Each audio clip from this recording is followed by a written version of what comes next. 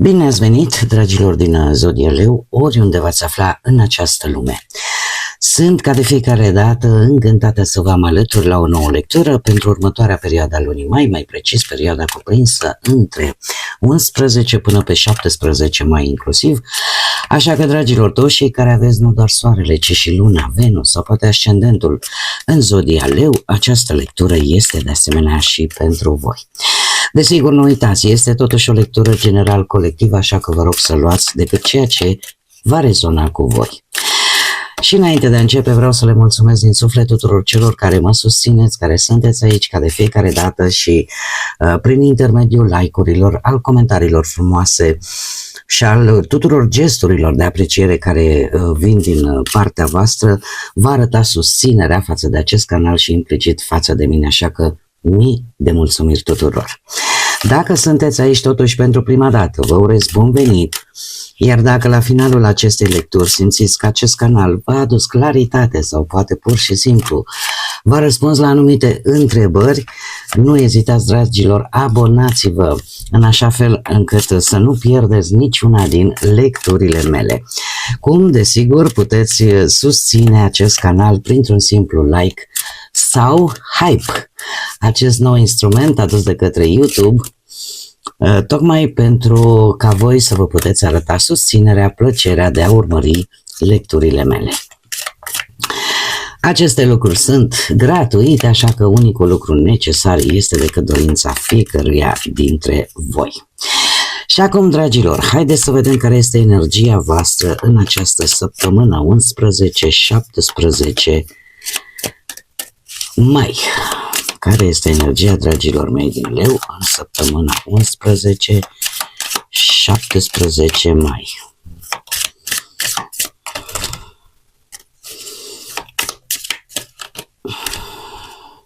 Nu, mai încercăm. Energia, dragilor mei, din Leu în săptămâna 11-17 mai.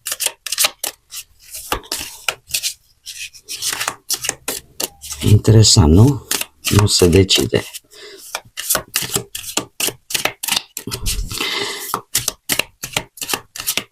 Arată-mi energia, dragilor mei, de Zodia Leu în săptămâna 11.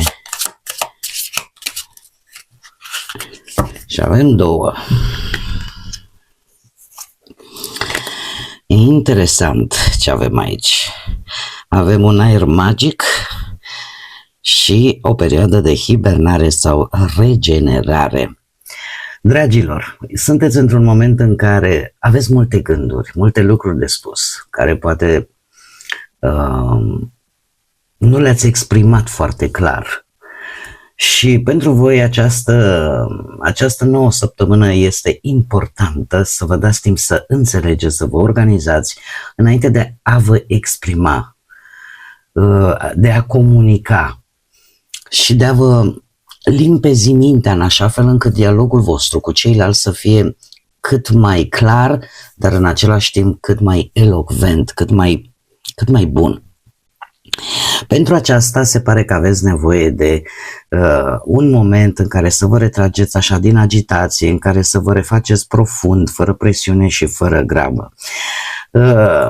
Nu este neapărat un blocaj, dar simțiți că aveți nevoie de o refacere, ca energia voastră să se refacă. Probabil că o să fiți un pic mai tăcuți în această săptămână, dar asta nu înseamnă că nu și analizați. Probabil se simte nevoia asta de a te regenera față de tot ceea ce ai consumat, poate din punct de vedere emoțional, mental sau o energie pe care ai consumat-o.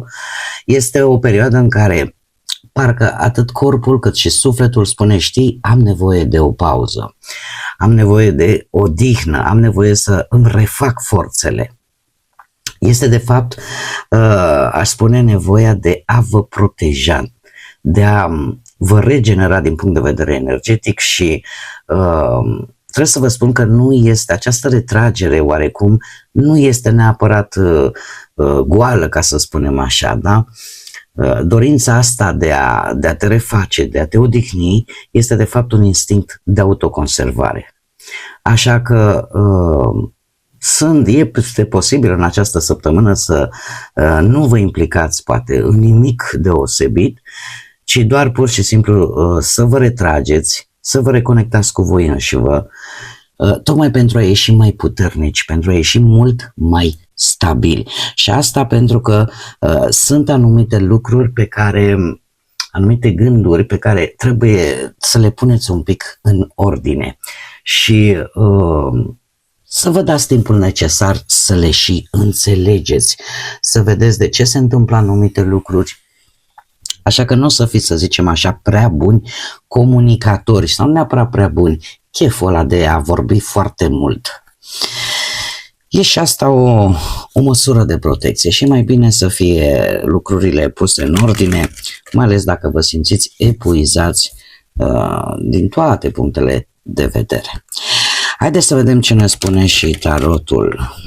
Să vedem ce vine pentru dragii mei din Leu în perioada 11-17 mai.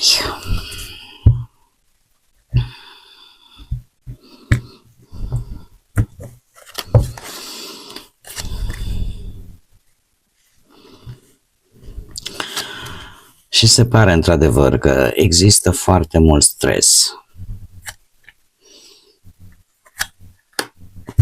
Există foarte mult stres, mai ales în ceea ce privește locul de muncă. Avem 10 de bâte, 4 de monede, regele de bâte care vă poate reprezenta foarte bine și pe voi și de asemenea luna, zodia pești. Haideți să le clarificăm un pic.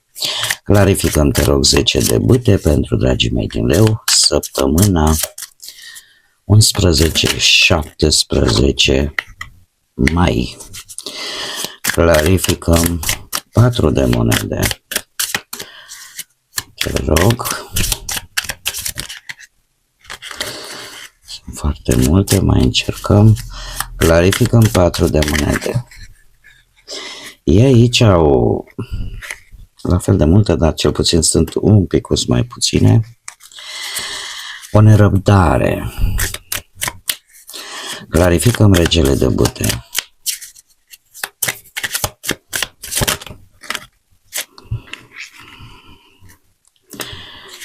Clarificăm luna.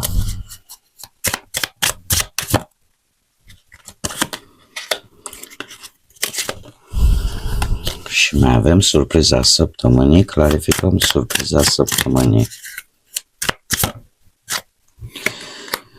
Bun. Haideți să începem cu primul grup care reprezintă partea profesională. Dragilor, avem un 10 de bâte și un as de spade.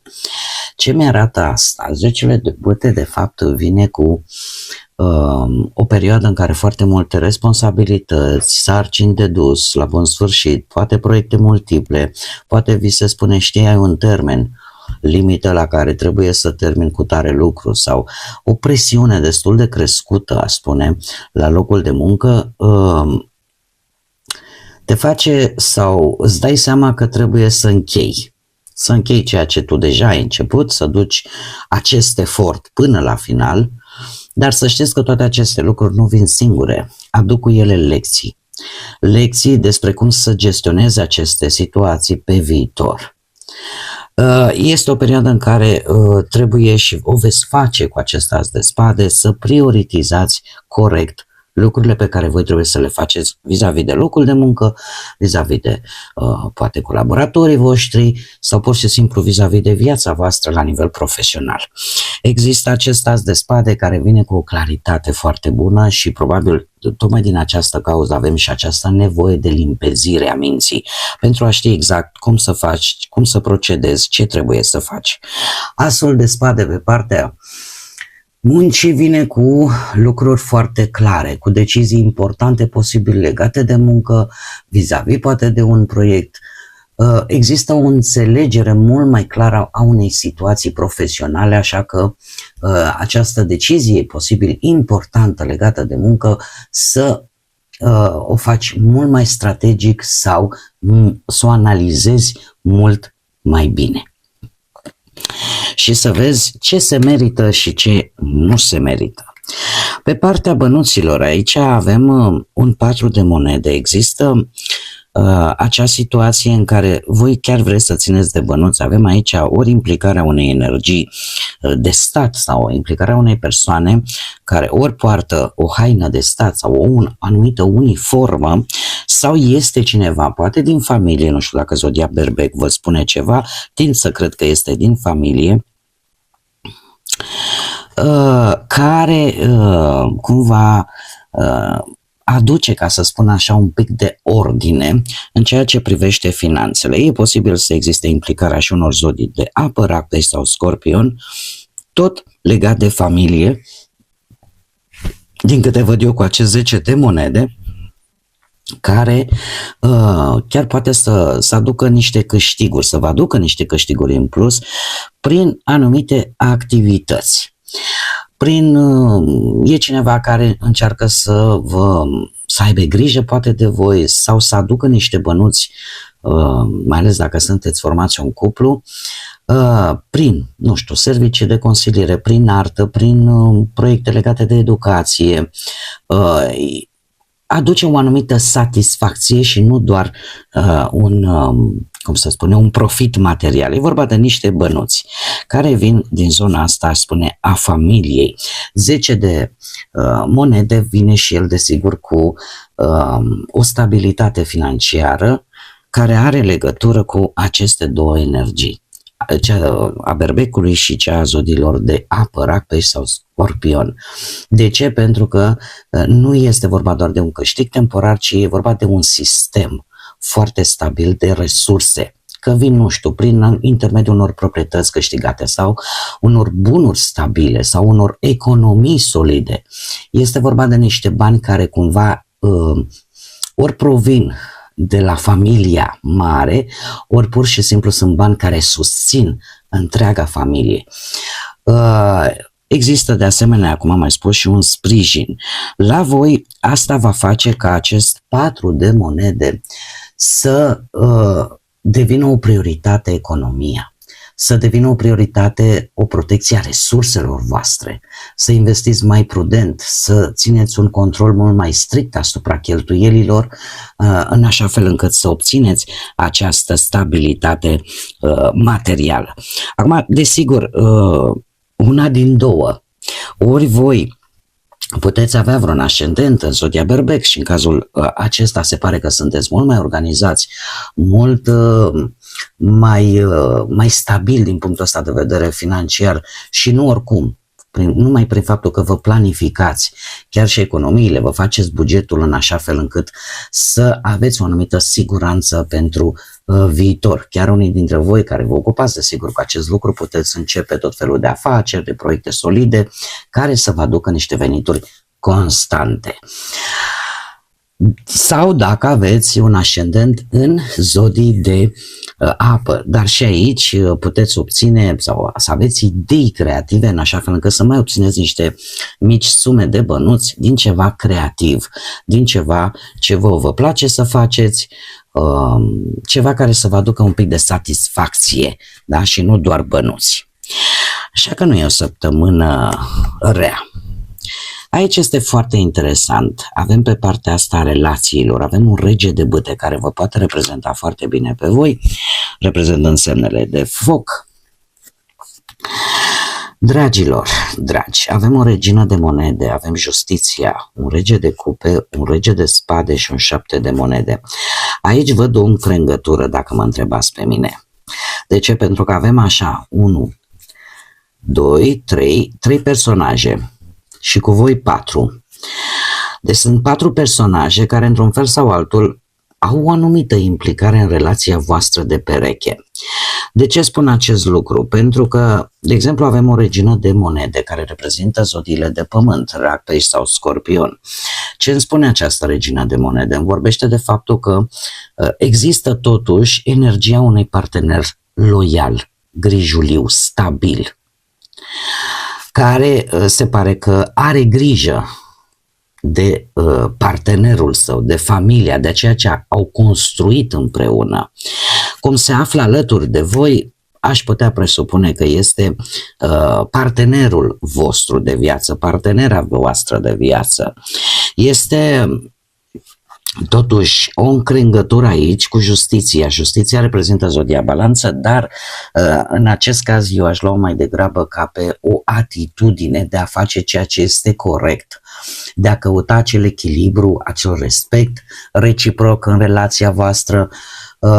E posibil să existe o discuție foarte deschisă vis-a-vis de anumite probleme în relația voastră, tocmai pentru că trebuie găsită o soluție, trebuie rezolvate problemele posibile existente în relația voastră într-o manieră cât mai echitabilă și cât mai bună, atât pentru unul cât și pentru celălalt.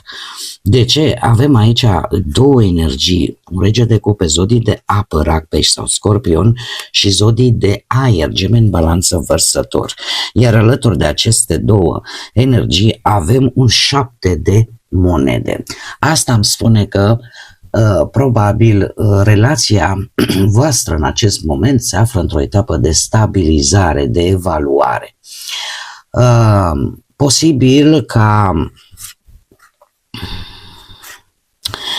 nu știu, să fie vorba ori de niște documente, ori o legătură de-asta mai birocratică, pe care voi va trebui să o tratați foarte diplomat și foarte matur în același timp. Există o înțelegere foarte profundă, cu discuții calme, posibil chiar în anumite momente dificile, care se pot rezolva dacă există, cum am mai spus, aceste discuții calme și echilibrate.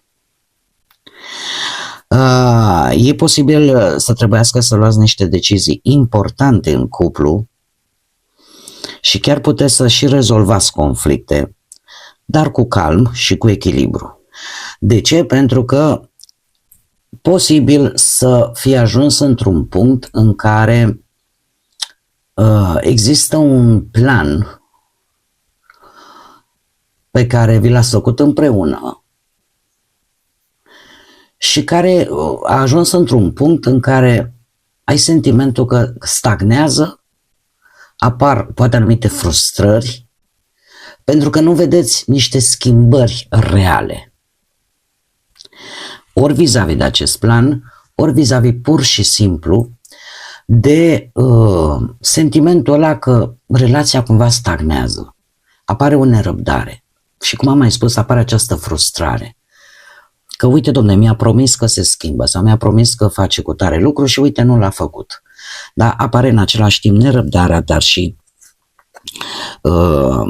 ideea asta că mi-a promis și nu s-a ținut de cuvânt. Dar, din câte văd eu aici cu justiția, lucrurile acestea se pot echilibra.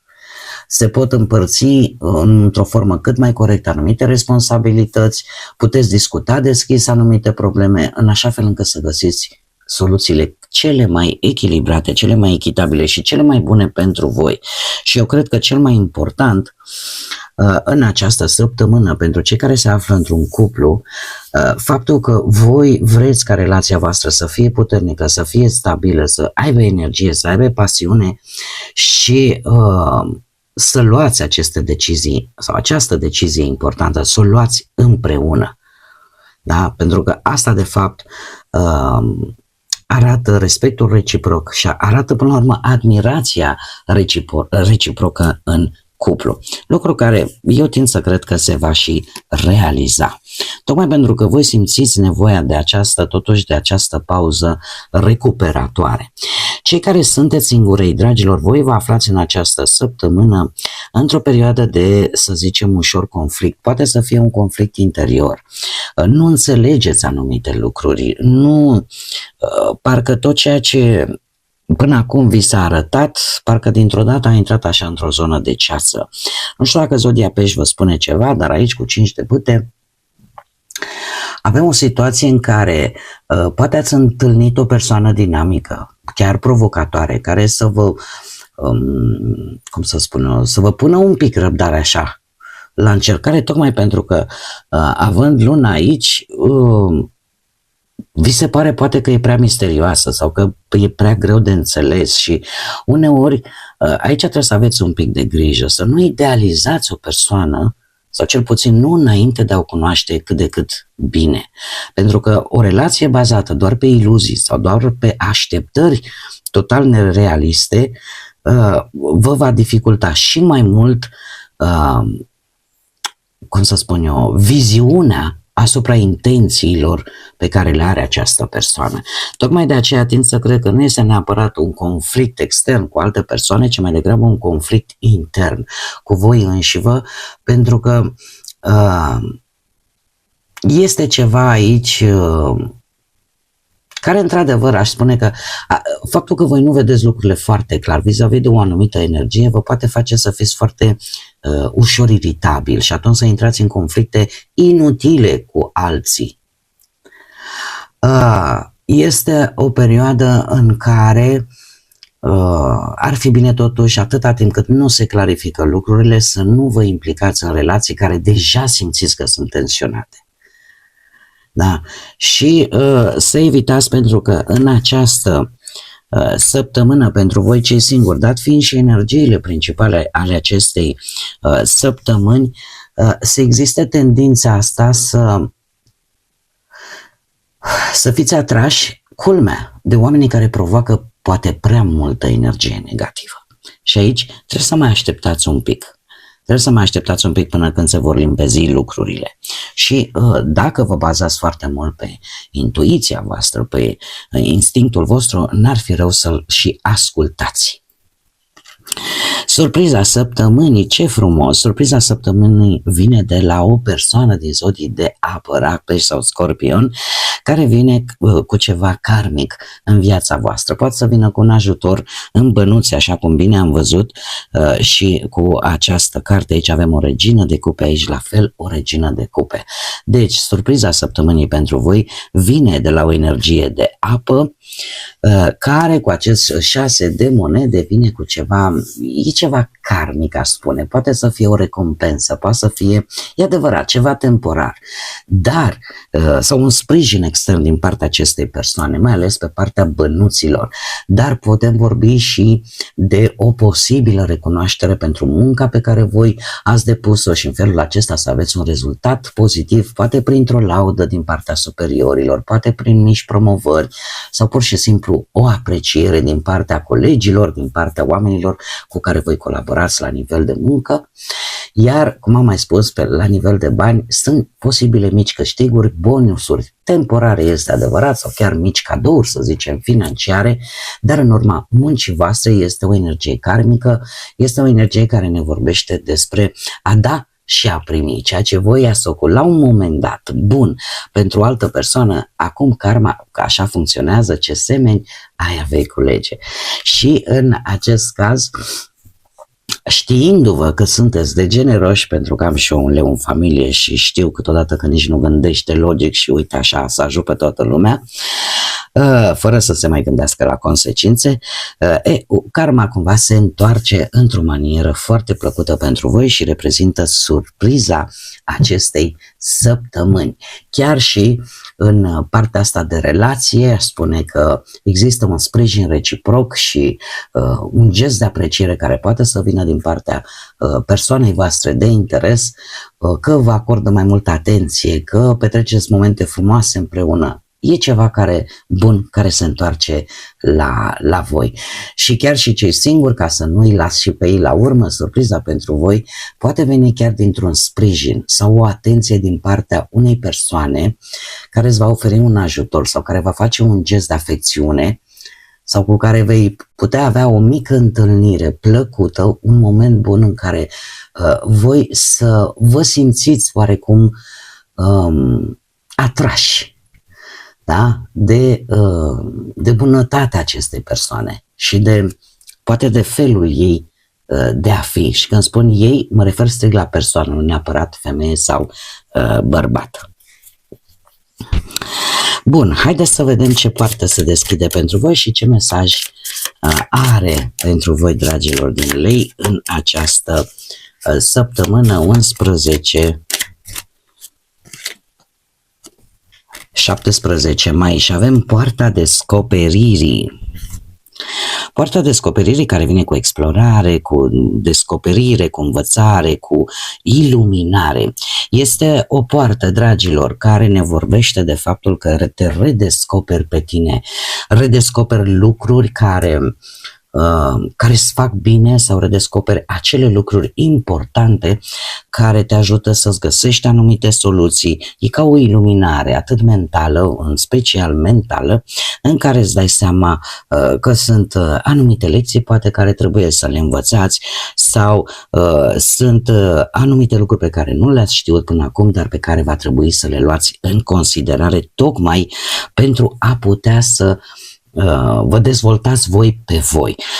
Probabil că veți fi destul de curioși în această săptămână și nu e de mirare, avem un Mercur care va intra în Gemeni către sfârșitul perioadei, chiar pe 17, care ne îndeamnă la mai multă curiozitate, la o perioadă de extindere, de tăcem mai mult, tăcem mai puțin și, sau cum să spun, stai că asta nu zic vreo tâmpenie, deci tăcerea e mai mare, dar ceea ce auzi stânga, dreapta, interesul, curiozitatea este de asemenea factorul principal. O perioadă în care este bine să vorbim mai puțin, dar să ascultăm mai mult. Așa era. Bun, dragilor, o săptămână interesantă pentru voi. Eu cam atât am avut pentru această nouă săptămână de mai. Vă mulțumesc tare mult că ați fost alături de mine și, desigur, până la următoarea noastră reîntâlnire, nu uitați, suflete frumoase, să gândiți înalt, să zburați înalt și, desigur, să lăsați ca pacea, liniștea, lumina și credința să vă însoțească la fiecare pas.